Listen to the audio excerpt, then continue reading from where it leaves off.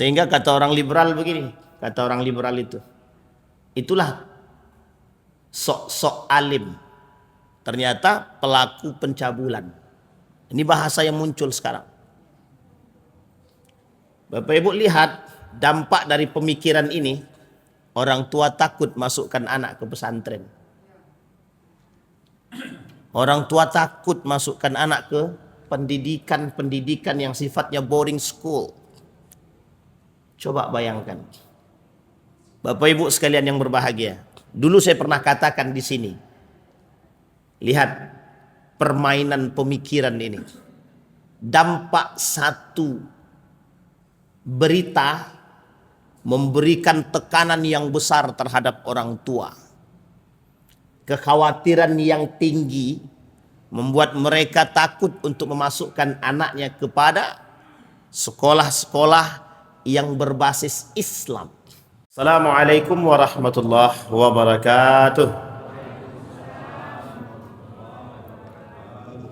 Alhamdulillahi rabbil alamin. Alhamdulillahilladzi arsala rasulahu bil huda wa dinil haq liyudhhirahu 'alad dini kullih wa kafa billahi shahida. Ashhadu an la ilaha illallah wahdahu la syarika lah wa ashhadu anna Muhammadan 'abduhu wa rasuluh la nabiyya ba'd. Allahumma salli wa sallim wa barik ala hadzal nabiyyil karim. Allahumma salli ala Muhammad wa ala ali Muhammad fil alamin innaka Hamidum Majid. Ya ayuhan nasu attaqu rabbakumul ladzi khalaqakum min nafsin wahidah wa khalaqa minha zawjaha wa batha minhuma rijalan katsiran wa nisaa'a wattaqullaha alladzi tasaaluna bihi wal arham innallaha kana 'alaikum raqiba. Puji syukur kehadirat Allah dengan mengucapkan alhamdulillahirabbil alamin, berselawat kepada Nabi dengan mengucapkan Allahumma salli ala Muhammad wa ala ali Muhammad fil alamin innaka Hamidum Majid. Bapak Ibu sekalian yang berbahagia, mudah-mudahan di subuh hari ini Allah memberkahi kita semua. Insyaallah yang hadir husnul khatimah. Kemudian berdoa kepada Allah untuk kedua orang tua kita. Allah berikan kekuatan, kesehatan, rezeki yang baik, anak-anak yang saleh dan salihah. Kita diberikan rumah tangga yang baik, yang selalu mendekatkan diri kepada Allah, insyaallah husnul khatimah. Dan untuk orang tua yang telah mendahului, Allah tempatkan di tempat terbaik di sisinya, Allah terima amal ibadahnya, Allah kumpulkan kelak bersama orang-orang yang saleh, amin ya rabbal alamin. Bapak Ibu sekalian yang berbahagia, di dalam satu hadis baginda Nabi Muhammad SAW pernah berkata, dari Zubair bin Adi, dia mengisahkan sebagai mana yang dikatakan oleh baginda Nabi Muhammad SAW. Ataina Anas bin Malik fakashawna ilaihi ma nalqa minal hajjaj faqala asbiru fa innahu la ya'ti 'alaikum zamanun illa alladhi ba'dahu syarrun minhu hatta talqaw rabbakum sami'tuhu min nabiyyikum sallallahu alaihi wasallam. Ada satu hadis dari Zubair bin Adi mengisahkan, beliau berkata, datang kepada kami Anas ibn Malik, atau ataina Anas ibn Malik, kami mendatangi Anas ibn Malik. Lantas kami mengadukan kepada Anas ibn Malik ulah seorang pemuda bernama Hajjaj. Maka Anas pun berkata, isbiru, bersabarlah kalian. Fa innahu la ya'ti 'alaikum zamanun illa alladhi ba'dahu syarrun minhu. Bersabarlah kalian, tidaklah datang kepada kalian satu zaman melainkan zaman itu lebih buruk daripada zaman sekarang. Dan kondisi ini akan terus berlangsung hingga datangnya hari kiamat dan kalian bertemu dengan Sang Pencipta. Aku mendengarnya dari Nabi Muhammad sallallahu alaihi wasallam. Ya'ti 'alan nasi au ya'ti 'alaikum zamanun yukhayyar fihi ar-rajul bainal ajzi wal fujur. Faman adraka dzalika az-zaman falyakhtaril ajza 'alal fujuri. Dari Abu Hurairah, Rasulullah sallallahu alaihi wasallam bersabda, akan datang pada kalian semua suatu zaman yang seorang laki-laki akan dihadapkan pada pilihan antara kondisi ketidakmampuan dan kemaksiatan di mana-mana. Barang siapa yang mendapatkan zaman tersebut, faman adraka zaman, barang siapa yang mendapatkan zaman tersebut, maka hendaknya dia memilih sebagai pihak yang tertekan atau yang lemah daripada harus melakukan tindakan kemaksiatan. Shadaqallah. Di dalam hadis Nabi yang lain, idmanu li sittan min anfusikum admanu lakumul jannah. Kata Nabi, wahai orang-orang manusia, garansikan diri kalian kepadaku 6 perkara, aku akan menjamin kalian masuk surga. Idmanu li sittan min anfusikum admanu lakumul jannah. Saya yakinnya Bapak Ibu, kita semua pasti mau masuk surga. Nah, Nabi mau menjamin kita masuk surga. Ada jaminan, kata Nabi. Tapi ada 6 hal yang harus kalian lakukan, kata Nabi. Garansikan 6 hal tersebut. Kalau kalian mau menggaransikan diri kalian dengan 6 tersebut, saya jamin kalian masuk surga, kata Nabi. Yang pertama, kata Nabi, usduqu idza haddastum, jujur dalam berbicara. Yang kedua, wa aufu idza ahadtum, penuhi. Jangan pernah ingkar janji. Jadilah orang yang selalu memenuhi janjinya. Kemudian yang ketiga, wa'addu idza tumintum, lakukan. Jadilah orang yang amanah dalam setiap pekerjaan yang diamanahi. Jangan menjadi pengkhianat. Kemudian wahfazu furujakum, jaga kemaluan kalian, siapapun, laki-laki maupun perempuan, jaga kemaluan kalian. Ini agak sedikit vulgar, tapi memang begitu bahasanya. Wahfazu furujakum, jaga oleh kalian semua kemaluan kalian.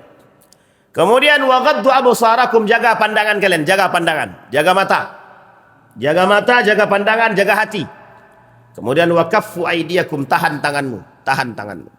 Tangan harus ditahan. Hadis ini dari Ubadah ibn Samit, seorang sahabat Nabi. Nah, Bapak Ibu sekalian yang berbahagia, subuh hari ini di dalam satu kitab karangan Imam Al-Ghazali, judulnya Asnaful Maghrurin, tertipunya orang-orang atau bahasa lainnya orang-orang kelompok-kelompok yang tertipu. Oleh Imam Al-Ghazali dibagi 4 orang yang tertipu tadi. 1 orang kafir, yang kedua orang mukmin, yang ketiga ulama yang tertipu, yang keempat orang sufi yang tertipu. Kita bahas nomor 2. Nomor 1 orang kafir yang tertipu. Kalau orang kafir yang tertipu itu, ya memang tertipu karena kekufurannya, karena kekafirannya. Di dalam pembahasan orang kafir yang tertipu ini, ada 2 hal pembahasan. Pembahasan pertama, orang kafirnya sendiri yang tertipu. Yang kedua adalah orang muslim bekerja sama dengan orang kafir. Fima yusyarikunal kuffar. Dan jelas tertipu mereka. Mereka tertipu karena perbuatan mereka yang lebih condong kepada kekufuran mereka, sama seperti orang kafir yang melakukan kekufurannya. Tapi ada unik yang kedua. Yang kedua ini orang mukmin yang tertipu. Orang mukmin tertipu karena apa? Banyak hal, kata Imam Al-Ghazali, orang mukmin tertipu. Satu di antaranya, tertipunya orang mukmin adalah karena tertipu dengan perbuatan mereka sendiri. Faslun fi ghururi asatil mu'minin wa hum yattakiluna ala afwillah wa yuhmiluna al-amal. Kata Imam Al-Ghazali, ada orang-orang mukmin yang tertipu dengan ibadah mereka, seolah-olah ibadah yang mereka lakukan mampu membuat mereka selamat dari azab api neraka. Padahal sesungguhnya belum tentu. Belum tentu satu ibadah yang dia lakukan itu bisa menyelamatkan diri dia daripada azab api neraka. Kalau bahasa ini cuma sampai di sini, maka banyak yang tak mau sembahyang. Ternyata sama aja, sholat tak sholat kena azab juga. Bukan begitu. Cara memahaminya sederhana. Dari hal ini kita harus paham dulu.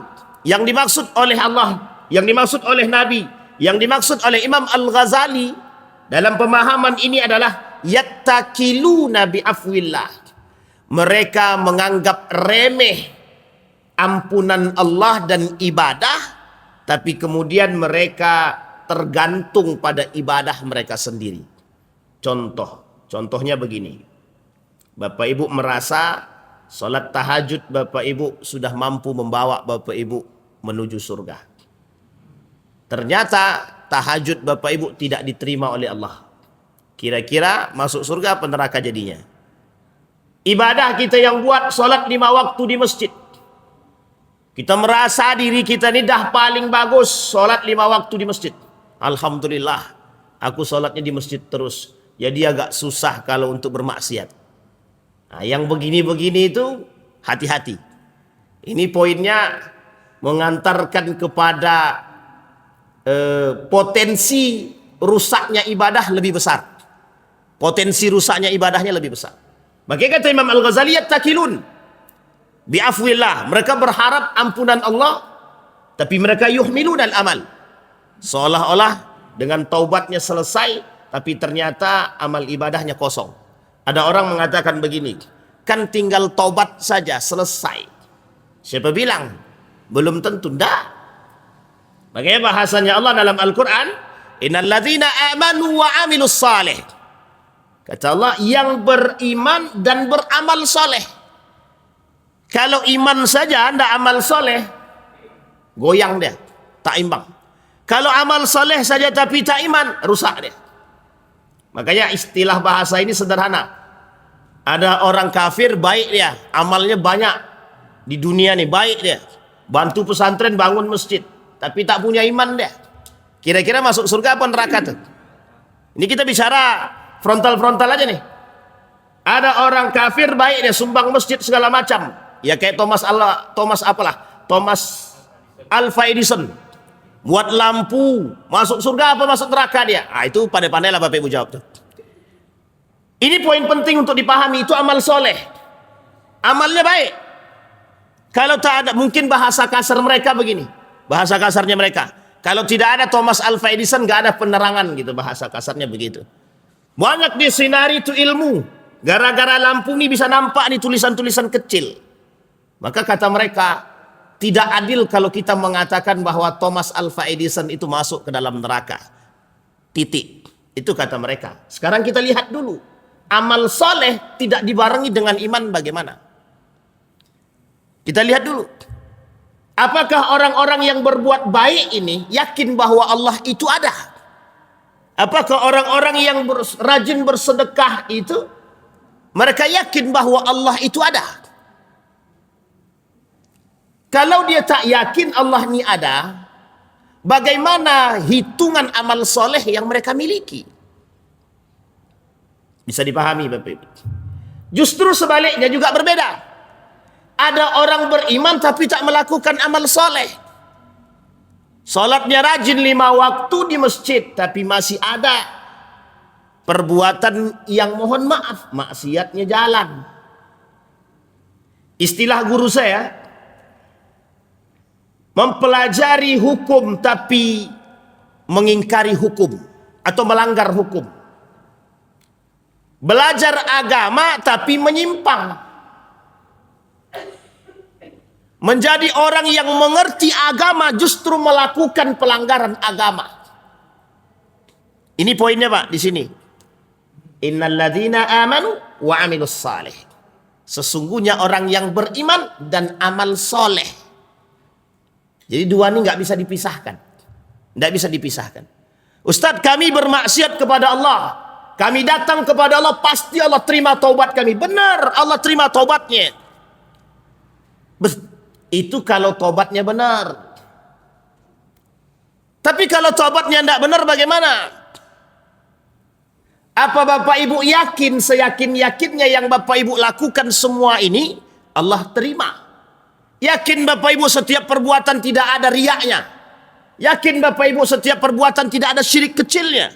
Yakin kita setiap perbuatan kita menguntungkan kita dan Allah. Tidak merugikan orang lain. Yakin kita dengan setiap perbuatan kita ini sudah menjadikan kita orang yang paling baik di hadapan Allah. Wah, ini bahasanya Zainuddin MZ begitu. Itu sudah lama tuh beliau bicara itu. Nah, ini poin pentingnya di situ.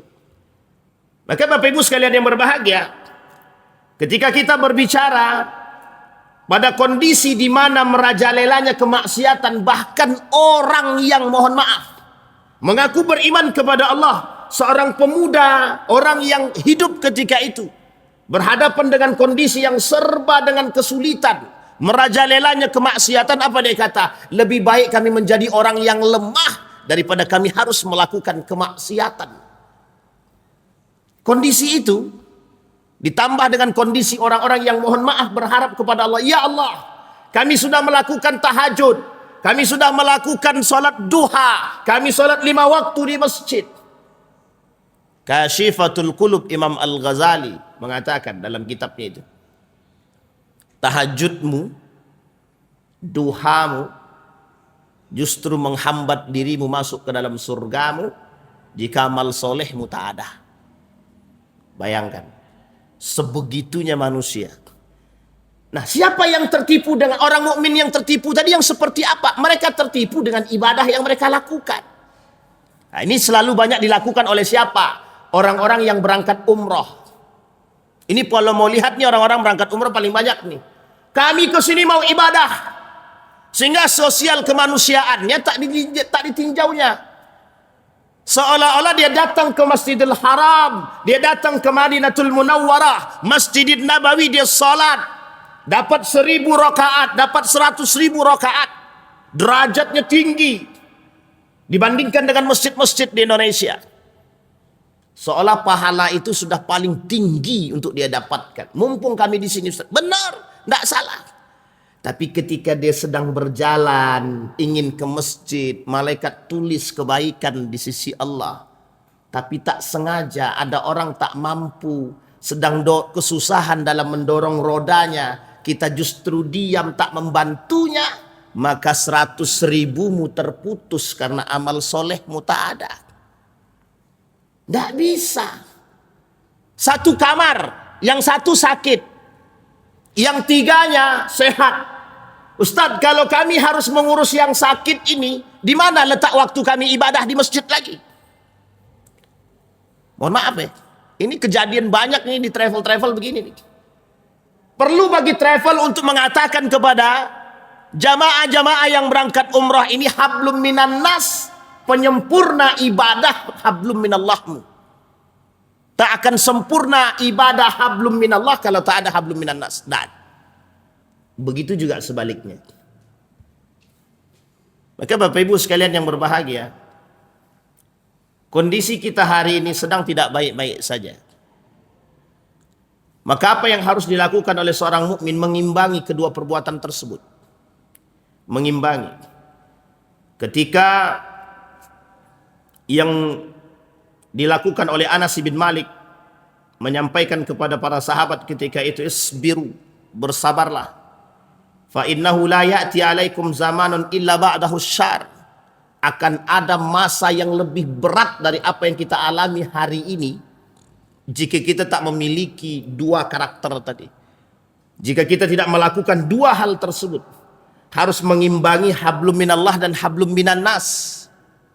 Bapak Ibu, orang hari ini cari musuh bukan cari saudara.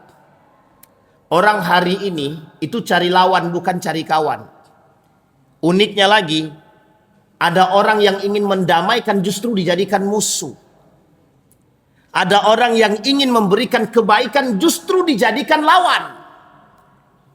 Ada orang yang ingin mendamaikan, mempersatukan justru dipecahkan. Justru dihadang. Ada orang yang berbuat baik justru dicaci dan dihina. Oh, ini kondisi yang tidak sesuai dengan apa yang diinginkan. Begitulah dunia. Maka jangan tertipu. Justru kadang-kadang ada orang yang mengatakan bahwa maaf, aku tak level dengan orang-orang yang tak mau sholat ke masjid. Hati-hati Bapak Ibu dengan ungkapan-ungkapan seperti itu. Justru bagi Imam Al-Ghazali, orang yang merasa diri dia paling kuat ibadahnya, dialah orang yang mudah terpeleset ke dalam neraka. Hati-hati. Sekarang saya tidak mau membahas kasus sebenarnya, karena memang kondisi kita ini serba dengan kasus. Cuma ada yang unik yang ingin saya angkat. Satu hal saja. Mengapa kasusnya itu yang diangkat, yang diramaikan, yang diviralkan itu adalah identitas agama. Seolah-olah orang beragama itu rusak. Bisa dipahami Bapak Ibu ya? Sehingga kata orang liberal begini, kata orang liberal itu, itulah sok-sok alim, ternyata pelaku pencabulan. Ini bahasa yang muncul sekarang. Bapak Ibu lihat dampak dari pemikiran ini, orang tua takut masukkan anak ke pesantren. Orang tua takut masukkan anak ke pendidikan yang sifatnya boarding school. Coba bayangkan. Bapak Ibu sekalian yang berbahagia. Dulu saya pernah katakan di sini. Lihat permainan pemikiran ini. Dampak satu berita memberikan tekanan yang besar terhadap orang tua. Kekhawatiran yang tinggi membuat mereka takut untuk memasukkan anaknya kepada sekolah-sekolah yang berbasis Islam, agama. Cara untuk menghilangkan nilai-nilai dari diri anak-anak dan generasi sekarang melalui pola pikir, menggeser sedikit demi sedikit nilai, rusak itu semua. Bisa Bapak Ibu lihat ya, pergeseran nilai itu membuat orang-orang khawatir dengan kehidupan setelahnya. Ustadz, kemana anak kami sekolah Ustadz? Sekolah umum hancur, rusak dia Ustadz. Masuk pesantren makin rusak dia Ustadz. Di mana kami sekolahkan anak kami Ustadz? Muncul dalam benak orang tua, oh ya udah Ustadz, homeschooling aja. Setelah homeschooling ternyata, Ustadz bagaimana nih Ustadz? Setelah homeschooling ternyata lebih parah lagi, anak kami tak berbaur.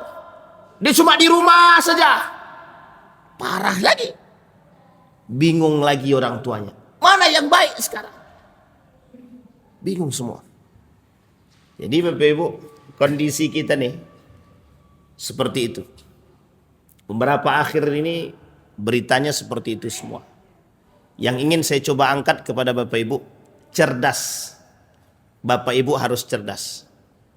Harus cerdas. Apa maksudnya cerdas di sini? Pandai-pandailah memilah dan memilih.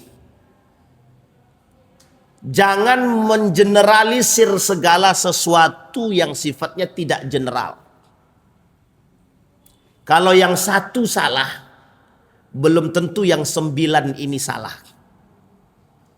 Kalau yang 9 salah, belum tentu yang satu salah. Kita perlu cerdas. Perlu cerdas. Melihat segala sesuatu yang terjadi dengan iman dan ilmu, bukan dengan nafsu. Bukan karena hasil provokasi dan provokator. Tapi perlu ada pertimbangan yang matang, yang baik.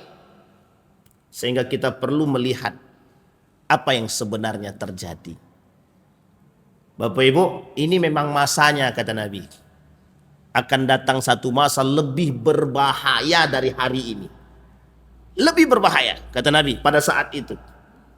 Ya'ti ba'dahu syarrun, lebih berbahaya, lebih kacau, lebih jahat lagi, lebih rusak lagi kata Nabi. Maka apa yang dibutuhkan ketika itu? Manusia yang punya 2 hal. Satu dia beriman, yang kedua beramal soleh. Maka hari ini Bapak Ibu, berimanlah dan beramal solehlah yang menyelamatkan kita. Kemarin, tadi malam saya membaca satu tulisan. Enak sekali tulisan tersebut. Dari seorang ulama bernama Gus Faiz. Ini kalau Bapak Ibu suka nonton televisi, saya lupa beliau di media apa, tapi beliau sering muncul.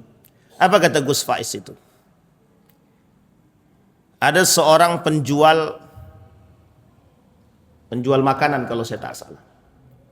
Satu ketika bertemu dengan beliau, beliau kata, berapa laku jualan Bapak hari ini? Alhamdulillah jualan saya hari ini cuma 3 Ustaz, akunya. Tapi Ustaz, kemarin jualan saya laku habis. Diborong orang. Keluar setengah jam, habis. Hari ini dari pagi saya keluar sampai sore, cuma 3 yang laku. Cuma 3 yang laku. Kemudian dia bilang begini sama Gus Faiz tersebut. Saya berpikir Ustaz, apa sebenarnya ini? Kok saya selalu merasakan kejadian seperti ini? Kadang-kadang setengah jam habis jualan. Hari ini dari pagi sampai sore cuma 3 yang laku. Terkadang hari-hari yang lain juga begitu. Kadang saya berpikir Ustaz, rezeki itu bukan terletak pada tangan dan kaki gitu. Tapi rezeki itu terletak pada keyakinan. Pada saat orang ini memborong semua makanan saya Ustaz, saya ketika itu berpikir saya butuh duit. Tapi ternyata yang membeli karena kasihan. Tapi hari ini saya sadar Ustaz, mengapa orang saya hari ini cuma laku 3? Ternyata orang itu hari ini dia membeli karena hajat dan keinginannya, bukan karena kasihan. Apa kata dia? Ketika orang itu membeli dengan kasihan Ustadz, saya rasa harga diri saya hilang. Tapi hari ini, karena mereka membeli karena keinginan, aku punya harga diri Ustadz. Kenapa kok kaitannya sampai ke situ kata beliau? Karena Ustadz, waktu mereka membeli menghabiskan makanan saya, ternyata mereka kasihan sama saya Ustadz. Kasihan karena apa? Karena aku tak mampu. Tapi kemudian dia jawab, hari ini Ustadz, aku bahagia, kehormatanku, harga diriku. Kenapa? Mereka membeli dan kemudian itu karena keinginan mereka. Yang mereka suka, mereka beli. Ketika aku mengambil duit tersebut Ustadz, aku sangat bangga ketika mengambil uang tersebut. Mereka membeli bukan karena kasihan. Bisa dipahami kalimat ini ya. Perbedaan antara dua tadi bisa dipahami Bapak Ibu. Apa kata beliau kalimat terakhirnya? Jangan pernah menjual kelemahan kita untuk mendapatkan simpati manusia. Tapi jadilah manusia yang memberikan manfaat kepada orang lain sehingga kekuranganmu tertutupi. Pak, ini dalam Pak. Dalam betul. Kita perhatikan manusia hari ini. Manusia hari ini itu apa? Ini kita kasih contoh. Saya tidak sedang dalam keadaan mengkritik siapapun. Tapi bayangkan, perhatikan baik-baik. Hari ini banyak orang jualan. Bang, tolong bang, jualan kami ini untuk makan. Mengemis Pak, jualan tapi ngemis. Bahkan banyak orang hari ini dengan kemiskinan dan ketidakmampuan dia justru menjual kelemahannya untuk mendapatkan perhatian, simpati. Hati-hati, yang seharusnya bernilai pahala menjadi tidak bernilai. Ini yang disebut dengan ketertipuan. Ini yang disebut dengan maghrur, orang yang tertipu. Seolah-olah dia anggap apa yang dia lakukan itu benar, tapi ternyata salah. Merendahkan diri di hadapan manusia tanpa melihat kekuasaan Allah salah. Merasa diri paling hebat karena merasa memiliki ibadah yang kuat, tapi lupa bahwa Allah mengatakan harus tawadhu, salah. Ini poin penting. Ini nilai ini berat. Yang begini-begini ini berat. Ditambah dengan kondisi zaman yang serba seperti ini hari ini. Jadi tidak mudah Bapak Ibu. Maka wajar ketika Imam Al-Ghazali mengatakan tertipunya orang beriman itu karena mereka menganggap apa yang mereka buat sudah pasti Allah terima.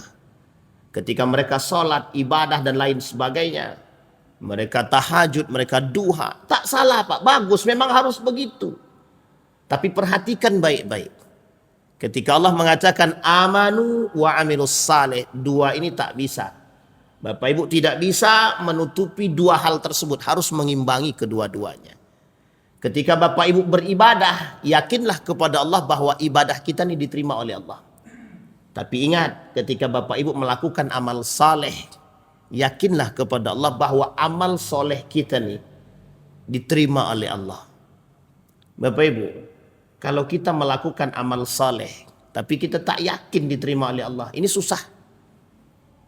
Cuma jangan berbuat seperti orang yang melakukan amal soleh, beriman. Tidak perlu aku banyak-banyak sholat. Yang penting dengan manusia aku baik. Justru sebaliknya Pak. Kalau aku sudah tahajud, sudah dipandang sebagai orang alim, orang soleh. Tertulis di jidatnya di sini. Min atharis sujud. Mohon maaf Pak, kita belak-belakan saja.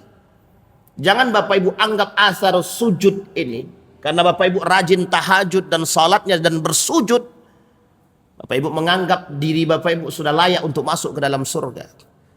Orang yang merasa begini, kata Imam Ibnul Qayyim Al-Jauziyah, justru sesungguhnya mereka yang paling mudah tergelincir dalam neraka.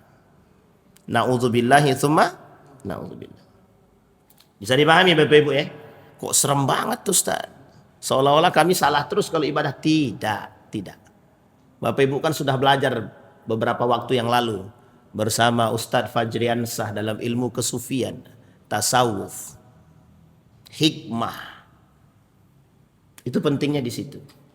Yauma yafirrul mar'u min akhihi wa ummihi wa abihi wa sahibatihi wa banihi.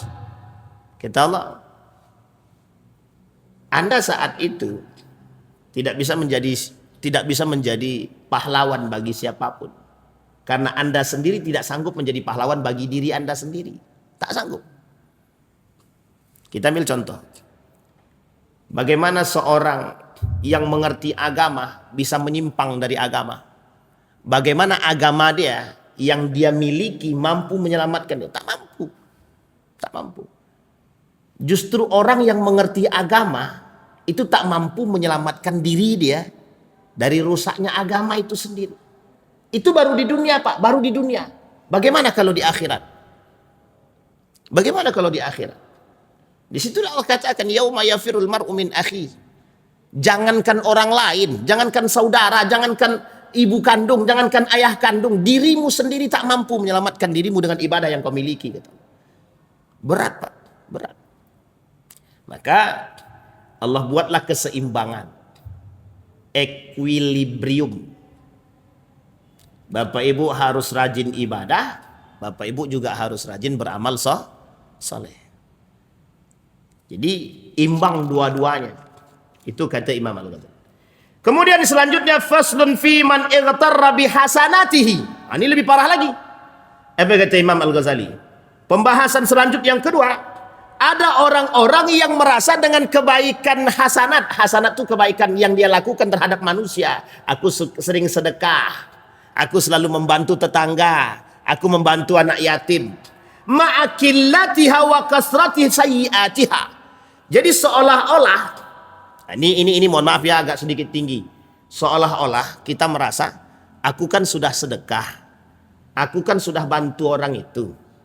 Saya yakin Allah itu pasti memberikan pahala yang baik bagi diriku. Di sini kalimatnya Pak, kata Imam Al-Ghazali, Ada orang merasa keburukan yang dia buat tertutupi oleh kebaikan yang selama ini sudah dia buat.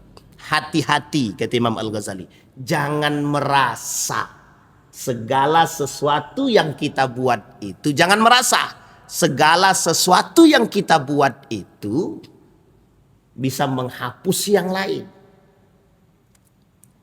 Tapi jangan juga merasa bahwa perbuatan yang kita buat, sedikit yang salah, sedikit dosa yang kita buat itu bisa tertutupi oleh kebaikan yang kita buat. Ini kalimatnya agak sedikit sulit untuk dibedakan. Artinya begini, Bapak Ibu punya amal soleh, suka sedekah, jangan merasa sedekah Bapak Ibu itu mampu menutupi dosa Bapak Ibu.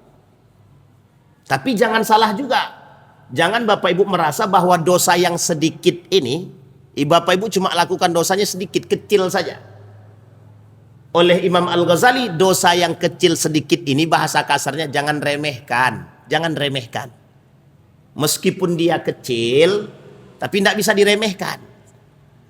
Makanya kata Ibnul Qayyim Al-Jauziyah, jangan sampai meremehkan dosa yang sedikit. Karena dosa yang sedikit yang diremehkan itu lebih berbahaya daripada dosa yang besar yang diperhatikan. Bisa dipahami ya? Hujan ya? Alhamdulillah. Bisa Bapak Ibu ya? Wah, ini ada pahala besar ketika hujan datang. Apa itu Bapak Ibu? Berdoa. Apa doanya itu? Jangan lupa semua doa hujan lagi. Lah rajin mengaji tapi doa apa hujan? Apa Bang doanya Bang? Oh, alhamdulillah, selamat Abang tuh Bang. Nah, enggak bercanda aja, bercanda. Kembali kepada poin tadi Bapak Ibu. Kemudian kata Imam Al-Ghazali,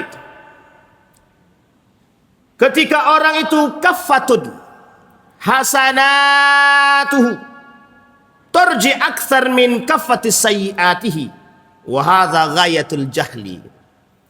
Ketika seseorang merasa kesempurnaan kebaikannya mampu menghapus semua keburukan-keburukan dia, kata Imam Al-Ghazali, ghayatul jahli, tujuan yang bodoh, kata dia.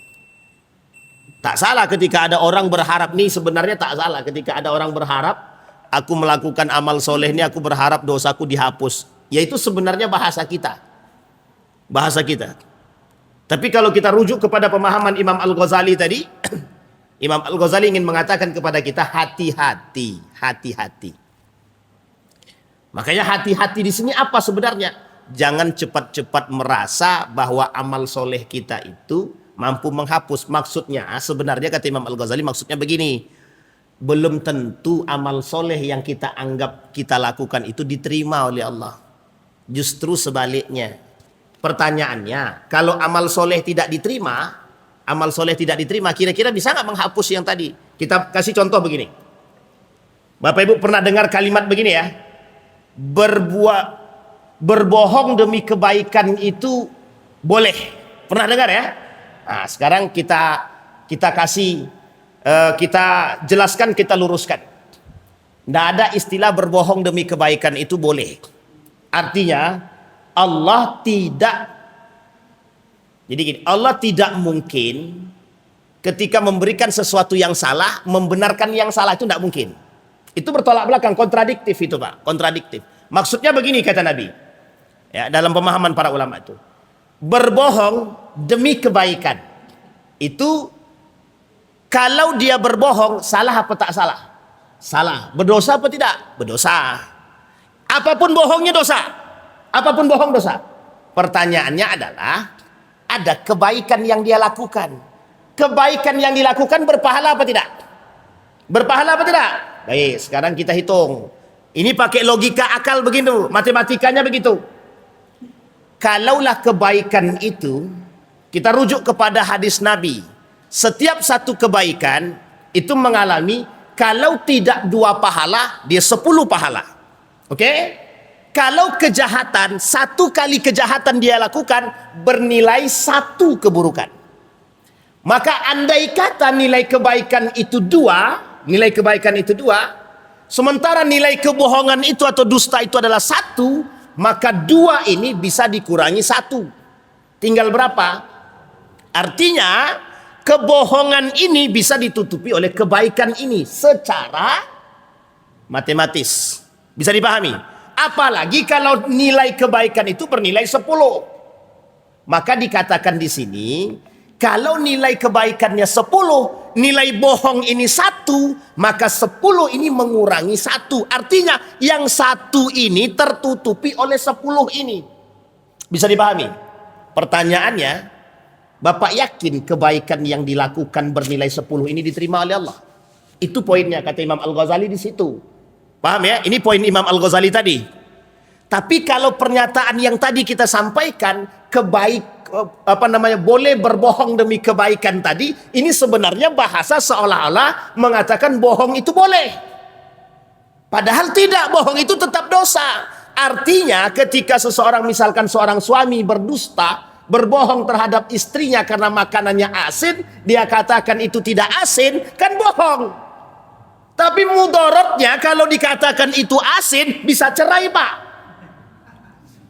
Itu poinnya. Maka sang suami mengatakan, alhamdulillah enak sangat. Tapi muka berubah. Enak. Kebohongan dia berdosa. Cuma untuk menjaga kerukunan rumah tangga yang dikhawatirkan ternyata istrinya emosional tingkat tinggi, temperamen, cepat marah, cepat mengambil keputusan yang nggak benar. Ini bermasalah Pak. Bisa rusak rumah tangga. Maka ketika beliau mengambil kebijakan tersebut, ini poin pentingnya di situ. Di sini Pak poin pentingnya. Bukan berarti bohong itu boleh, salah itu. Masih ingat cerita ya, seorang pemuda lari di hadapan Nabi. Seorang pemuda lari di hadapan Nabi. Ketika lari ternyata dikejar oleh orang Panglima Quraisy, tentara Quraisy. Lewat depan Nabi, Nabi sedang bersandar di depan pohon kurma. Datang tentara Quraisy tanya, ada lihat pemuda lewat di sini gak? Nabi yang tadinya bersandar duduk begini, berdiri. Kata Nabi, semenjak aku berdiri aku tak ada lihat. Ini tak boleh bapak-bapak lakukan kepada istri, tak boleh nih, bahaya nih. Ini masalah Pak, masalah. Ibu-ibu hati-hati, tengok-tengok aja gelagat-gelagat suaminya itu Bu. Penting. Tapi yang dilakukan Nabi menyelamatkan apa? Nyawa. Nggak bohong, tapi memang nggak bohong juga. Cuma ada strategi berbohong yang baik gitu loh. Tapi kan tetap salah kalau seandainya kita berbohong. Itu bedanya kita Pak. Bisa dipahami Bapak Ibu. Jadi ada kondisi tertentu yang kebohongan itu yang dilakukan itu bertujuan untuk membangun satu kebaikan yang diyakini kebaikan tersebut bisa menutupi dosa daripada kebohongan tersebut. Inilah istilah maslahat itu lebih penting daripada mudarat. Kemaslahatan, kebaikan itu lebih diutamakan ketimbang kerusakan Pak. Itu kaidah fikihnya begitu. Maka kalau Bapak Ibu menimbang, lihat dengan akal dan iman, keutuhan rumah tangga ini lebih penting daripada harus jujur kepada istri. Ini kalau aku jujur tadi aku duduk dengan perempuan, kacau rumah tanggaku nih.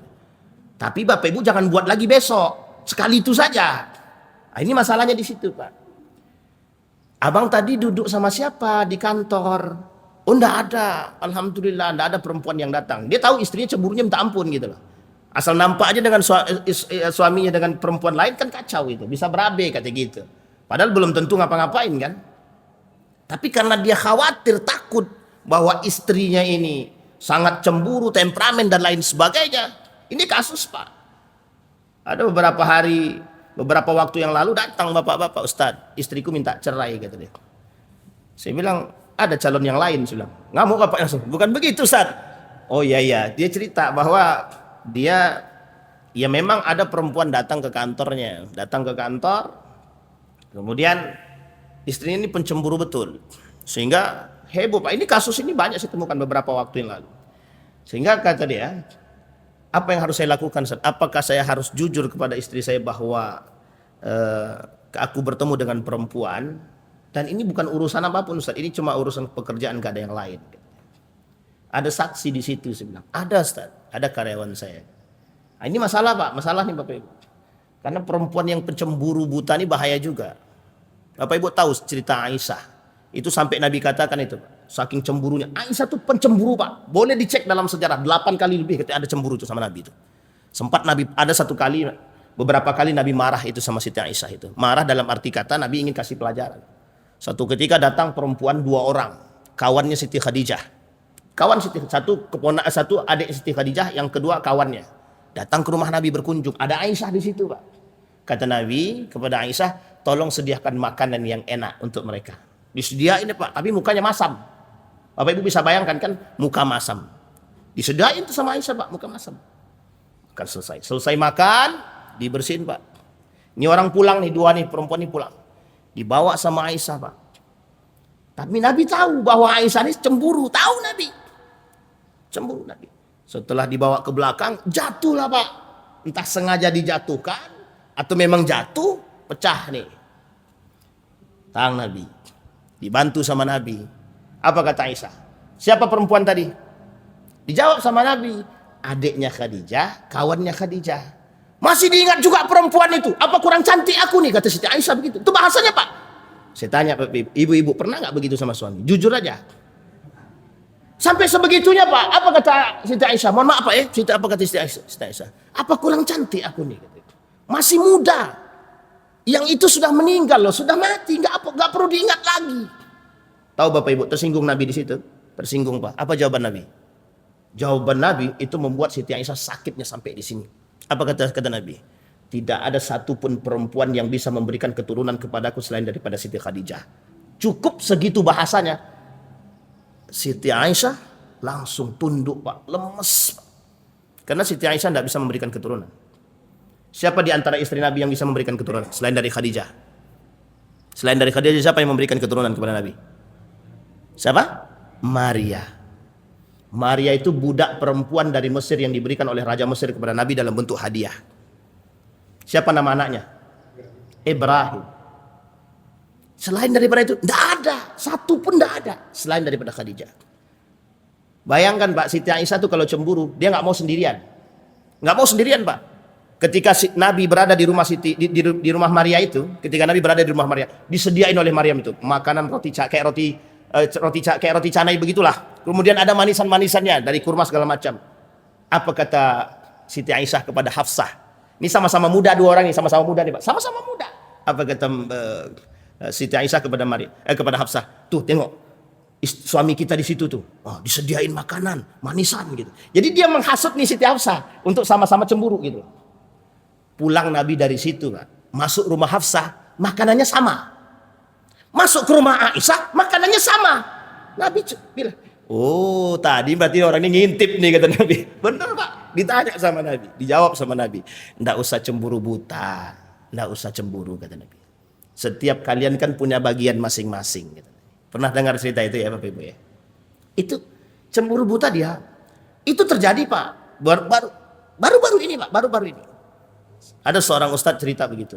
Dia bilang, bahaya Pak, cuma karena seorang ibu ini membantu suaminya absen masuk sekolah. Karena HP suaminya ini rusak. Heboh Pak, sampai harus keluar dari pondok Pak. Bayangkan, begitulah cemburu buta itu berdampak negatif. Maka hati-hati betul Pak. Sampai mana lah tadi kita nih ya. Nah, intinya cemburu. Kok usah sampai cemburu itu kan kepanjangan untuk ceritanya sampai mana gitu. Bisa dipahami Bapak Ibu ya. Nah, jadi ibu-ibu tolong, ini penting. Berbohong tadi ya, berbohong. Nah, jadi ada pentingnya kadang-kadang, bukan pentingnya, ada momen ketika seorang laki-laki menjaga keutuhan rumah tangga itu harus melakukan itu. Tapi ingat, jangan keseringan. Kalau keseringan itu berarti sengaja. Wah, aku nanti ketemulah sama si fulan, nanti nggak usah aku kasih tahu. Itu kalau keseringan mesti ketahuan nantinya Pak. Sepandai-pandainya tupai melompat, jatuh juga. Pasti itu. Ternyata istrinya lebih intel daripada intel itu sendiri. Jadi kan itu bahaya. Baik. Jadi kembali kepada poin tadi Pak. Nah, jangan kita merasa kebaikan yang kita lakukan itu bisa menutupi perbuatan buruk kita. Dan kita jangan merasa perbuatan yang buruk sedikit yang kita lakukan itu diremehkan. Jangan ke perbuatan yang buruk itu diremehkan. Karena yang buruk diremehkan itu lebih berbahaya daripada yang besar yang diperhatikan. Kita punya dosa besar. Kita perhatikan, Pak, bertobat kita dari dosa besar. Sementara dosa kecilnya kita tidak bertobat dari situ. Itu lebih berbahaya, kata Imam Al-Ghazali, kata Ibnul Qayyim Al-Jauziyah, dosa yang kecil yang dibiarkan itu lebih berbahaya daripada dosa yang besar yang diperhatikan. Berat apa tidak berat itu? Baik. Kemudian yang ketiga, faslun fi gururi man yadhunnu anna ta'atahu aktsar min ma'asihi. Barusan kita jawab juga, sama pembahasannya. Apa kata Imam Al-Ghazali? Ada seorang mukmin, tertipunya seorang mukmin dengan ibadah dia tadi, merasa ketaatan dia kepada Allah itu lebih banyak daripada maksiatnya. Intinya sebenarnya sederhana nih, kalau mau saya kasih tahu intinya, biar cepat kita potong atas. Intinya Bapak Ibu kalau beribadah, jangan merasa ibadah yang Bapak Ibu lakukan itu baik, lebih dari segalanya. Apalagi kalau Bapak Ibu itu merasa ibadah Bapak Ibu lebih baik daripada orang lain. Oke Bapak Ibu ya. Ibadah Bapak Ibu merasa lebih baik daripada orang. Mohon maaf. Pernah enggak Bapak Ibu mengatakan, dalam hati saja, lebih baik aku sholat di masjid tiap hari. Ini si fulan ini enggak ke masjid. Bagaimana dia masuk surganya besok tuh? Yang begini-begini tolong ditahan. Nggak usah mengomentari ibadah seseorang. Kalau mau aja, tak usah komentari. Tengok aku nih, setiap hari ke masjid. Harusnya kita tuh begitu. Jadi seolah-olah dia Superman, seolah-olah dia pahlawan, seolah-olah dia hebat. Imam Ghazali itu cuma ingin mengatakan hati-hati dengan hatimu. Ingat ya Bapak Ibu ya, hati-hati dengan hatimu. Ibadah yang dilakukan saja bisa menggelincirkan orang, apalagi maksiat. Itulah maksudnya. Ibadah yang kita lakukan bisa menggelincirkan kita, apalagi maksiat. Kita ambil contoh. Mohon maaf ya, saya tidak sedang mengkritiki beliau. Pernahkah Bapak Ibu berpikir ada seorang dai melakukan kesalahan, seorang dai melakukan asusila, tapi membawa dalil kalau Nabi pernah melakukan? Itu dosa besar nggak? Artinya, mohon maaf, bukan masalah dosa besarnya yang kita buat. Artinya dia merasa bahwa apa yang dia lakukan ada dasar ketaatan. Aku melakukan apa yang dilakukan oleh Nabi. Mohon maaf Pak, dusta. Pertama sudah dusta. Yang kedua, dia merasa sebagai seorang dai dengan kedaian dia, keibadahan yang dia lakukan, merasa bahwa tidak akan ada kesalahan yang datang pada diri dia. Ini mohon maaf Bapak Ibu, saya kasih tahu. Ini khusus buat para dai. Kalau ada dai salah tidak bisa disalahkan. Salah dia, tahu dia Pak. Dia mengerti kalau dia salah, tapi masih ngeyel dia mengaku benar. Itu kacau tuh Pak. Kedua, ada dai salah dia, dikritik, tapi cara mengkritiknya baik, tak mau terima dia, sombong dia berarti Pak. Bisa dipahami Bapak Ibu ya. Ini poinnya Pak. Sama dengan kita semua begitu. Makanya Bapak Ibu jauh-jauh hari saya katakan, kalau ada di antara para asatid, termasuk saya pribadi, salah menurut Bapak Ibu, datang kepada dia klarifikasi. Bawa kebenaran itu. Tapi kalau dia tak mau terima, sudah jelas-jelas salah, dia tak terima, dengan dalil yang lain yang dia buat, ini yang disebut dengan, mohon maaf, merasa kebaikan yang dia buat, ilmu yang dia miliki lebih tinggi daripada orang yang mengkritik. Bisa dipahami sampai sini Bapak Ibu? Ini poin penting Pak. Jadi, tapi ingat, mengkritik itu ada adabnya, ada akhlaknya. Itu bahaya juga kalau Bapak Ibu, Ustaz, sedang kajian begini, tiba-tiba angkat tangan, Ustaz, salah Ustaz tuh. Itu mohon maaf, gak punya adab namanya. Setelah berhenti, datang, Ustaz izin. Nah kalau salah, Ustaznya salah, sampaikan bahwa ini salah. Tidak boleh Pak, tidak boleh. Yang berat itu kata Dr. Mawardi Muhammad Saleh. Apa kata Dr. Mawardi Muhammad Saleh yang berat itu? Mengakui kesalahan. Bagi orang yang mengakui kesalahan itu berat. Tapi kalau dia beriman, justru mengakui kesalahan itu adalah itu yang diharapkan. Itu beratnya Pak. Baik, itu yang terakhir Bapak Ibu. Yang terakhir, kata Imam Al-Ghazali, faslun fi bayanil maghrurin wa aqsamu kulla sinfin. Kata Imam Al-Ghazali, pada pembahasan ini orang-orang yang tertipu ini bisa masuk dalam segala macam bentuk. Bisa masuk dalam segala macam bentuk. Baik ketaatannya, baik kemaksiatannya, baik segala macam. Hati-hati. Bahkan Imam Al-Ghazali mengatakan, ada orang justru merasa bangga dengan tasbihnya, merasa bangga dengan solawatnya, merasa bangga dengan amal solehnya, merasa bangga dengan kalimat-kalimat thayyibahnya. Apa kata beliau? Bagian daripada ketertipuan. Hati-hati Pak. Ya ini sebenarnya lebih kepada menjaga hati saja. Lebih daripada menjaga hati. Ya kalau Bapak Ibu punya amal soleh, punya ada amal yang dibiasakan, boleh saja. Contoh Bapak Ibu setiap hari itu Al-Fatihahnya 100 kali. Udah, berarti kan cuma Bapak Ibu yang tahu. Jaga baik-baik hati Bapak Ibu. Jangan nanti ketika ketemu dengan orang, makanya aku aja mengamalkan 100 kali Al-Fatihah. Lo ente cuma 1 kali aja berat. Nggak boleh begitu Pak, nggak boleh. Setiap orang itu punya amal masing-masing. Kalau bahasa orang Jawa namanya tirakat. Setiap orang di antara kita tuh sebenarnya harus ada pegangan, tirakat yang kita pegang, yang kita dawamkan. Bapak Ibu misalkan mendawamkan solawat, mendawamkan Al-Fatihah, kalimat thayyibah yang lain, tidak ada masalah Pak. Itu untuk penjagaan kita penting. Saya mengambil pelajaran daripada para ulama. Hampir di antara para ulama itu jarang kita temukan tidak punya pegangan Pak. Saya melihat Kiai Sukri itu, pimpinan pondok pesantren Darussalam Gontor itu Pak, beliau tidak pernah berhenti mengucapkan Al-Fatihah. Gak pernah Pak. Yang satunya lagi Kiai Haji Hasan Abdullah Sahal itu beliau sampai ditanya, Kiai, apa tirakatnya Kiai?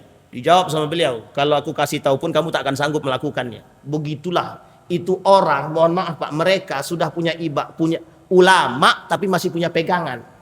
Kita alama tapi nggak mau kita punya pegangan Pak. Benar Pak.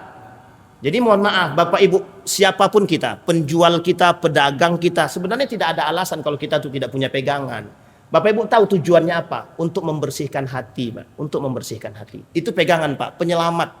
Selain daripada ibadah-ibadah yang kita lakukan. Salat tahajud Bapak Ibu cuma lakukan 1 kali atau 2 kali, atau mungkin paling banyak 8 rakaat di malam hari. Sementara di siang hari belum tentu Bapak Ibu jadi mukmin tetap.